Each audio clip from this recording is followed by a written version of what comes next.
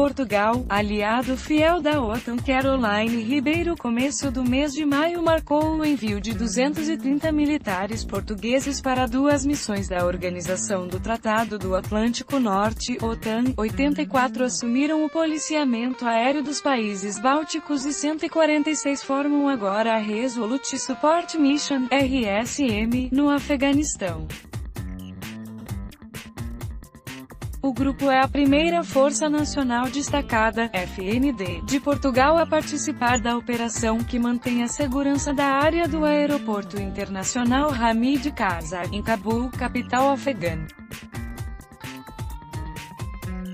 Os militares portugueses são a Quick Reaction Force da RSM, a Força de Reação Rápida, durante um ano.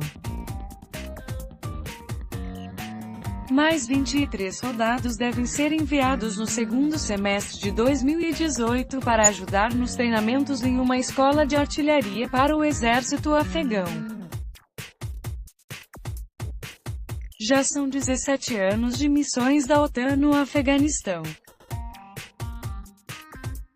Embora a operação oficial para combate, iniciada em 2001 na sequência dos atentados de 11 de setembro, tenha sido formalmente encerrada em 2014, a presença do exército norte-americano e de outros da Aliança Atlântica continua com a RSM para apoio e treinamento, sem data para acabar. Vamos permanecer lá tanto quanto o governo afegão nos pedir, ou até que no país seja estabelecida a paz, algo com o que todos vão concordar, declarou o vice-assessor do secretário-geral da OTAN para operações, João Manza. O cenário que a FND portuguesa encontra é de risco, avalia Bruno Cardoso Reis, subdiretor do Centro de Estudos Internacionais do ISCT Instituto Universitário de Lisboa e assessor convidado do Instituto de Defesa Nacional. A aposta do ZEUA e da OTAN parece ser, de momento, continuar a apoiar o governo de Cabul para evitar que este caia e procurar assim levar a algum tipo de acordo entre este e os talibãs contra o inimigo comum, que é a presença crescente do Daesh, grupo terrorista proibido na Rússia, na região. É uma aposta arriscada, mas não impossível se potências como China e Rússia entenderem que o risco de um santuário jihadista no Afeganistão é mau também para elas.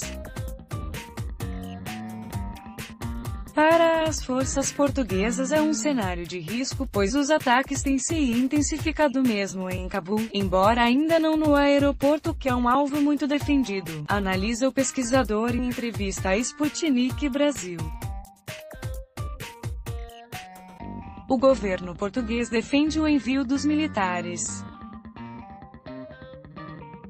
Está em coerência com a política externa do nosso país, com a visão da defesa nacional do século XXI, declarou o ministro da Defesa, José Azeredo Lopes, durante cerimônia com a presença da tropa enviada.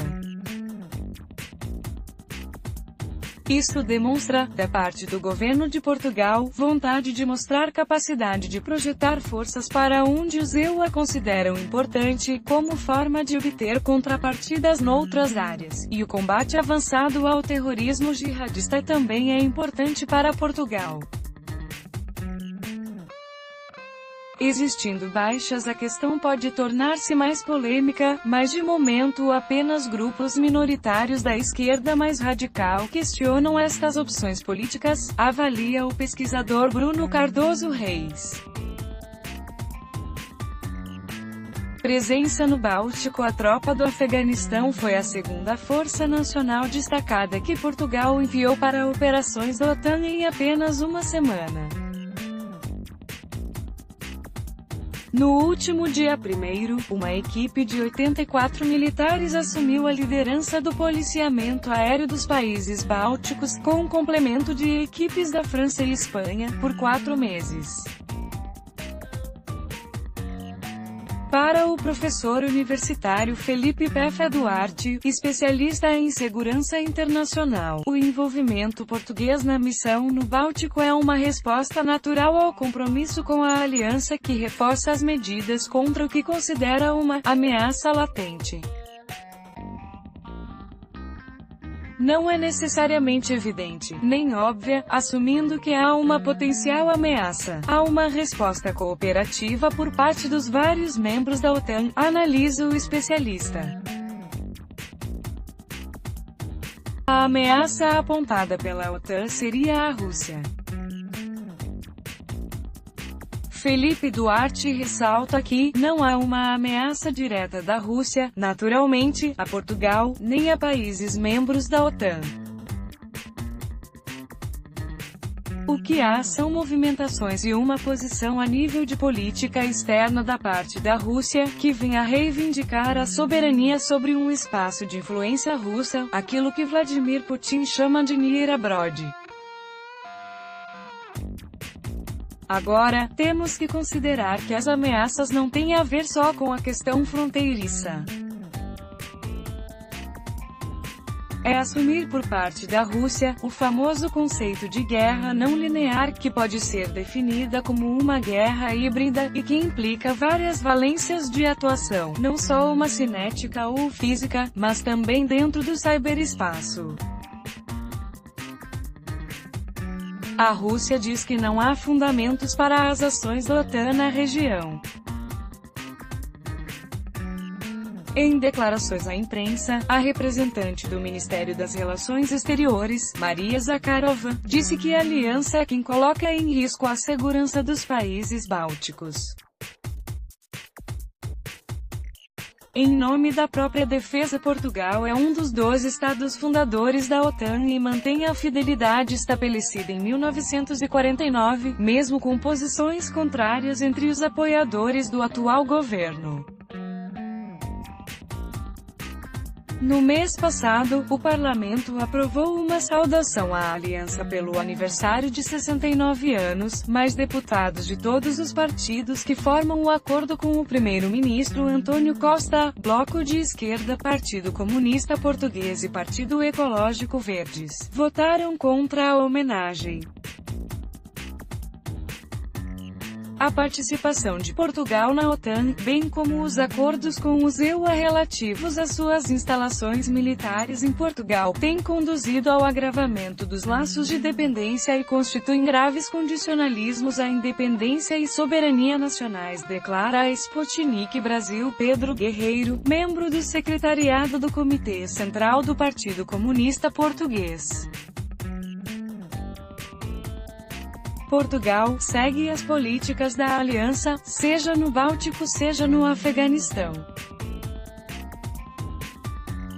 Se um dia necessitarmos, também os aliados assumirão a nossa defesa, diz a Sputnik Brasil. Miguel Silva Machado, militar reformado e editor do site especializado Operacional.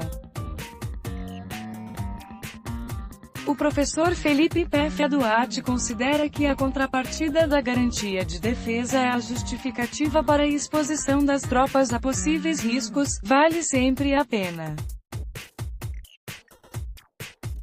Temos que ver que as nossas forças armadas também são vetor fundamental da nossa política externa. Portanto, integrando uma aliança desde a sua própria fundação, há um conjunto de obrigações que têm que ser cumpridas não só no âmbito da OTAN, mas também dentro do âmbito nacional. Ao integrar um processo de operação da OTAN, não estamos só cumprindo os objetivos estratégicos da aliança, mas também assegurando a nossa própria segurança e os nossos próprios interesses, declara Duarte. O efetivo das Forças Armadas Portuguesas ronda os 30 mil integrantes e o gasto com a defesa atualmente é de 1,32% do PIB nacional, embora haja o compromisso, cobrado pela OTAN, de chegar aos 2% até 2024. Machado analisar as participações como importantes e proporcionais ao que Portugal pode oferecer. Se o nosso orçamento de defesa é baixo, não podemos participar com mais militares, como deveríamos, no meu entender. A participação militar portuguesa em operações anteriores, quer na OTAN, na União Europeia ou na ONU, tem sido considerada relevante e útil pelos aliados, por isso somos repetidamente solicitados para participar, seja com unidades de combate, seja com instrutores. Só o emprego real poderá nos levar a comprar melhores equipamentos que necessitamos. Do ponto de vista estritamente militar, a minha opinião é que as nossas forças armadas só conseguem estar num nível elevado se integrarem este tipo de operações reais, diz o especialista. Para Pedro Guerreiro, não há justificativa para o aumento do orçamento.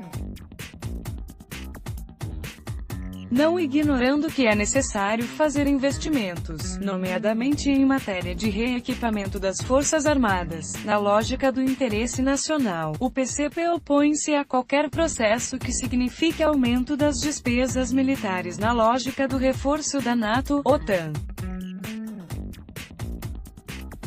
Recorde-se que, no quadro europeu, o PCP considera que Portugal deve opor-se à construção de qualquer bloco político-militar, incluindo por via da militarização da UE como pilar europeu da NATO, OTAN, ou de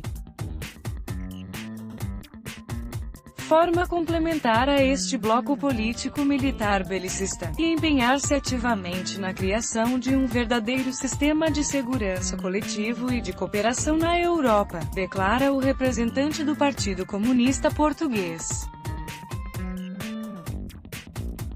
Tirando proveito o status de país competente e confiável, como definiu o ministro da Defesa durante cerimônia com a tropa que partiu para o Báltico, abre caminho para que Portugal tire proveito das participações.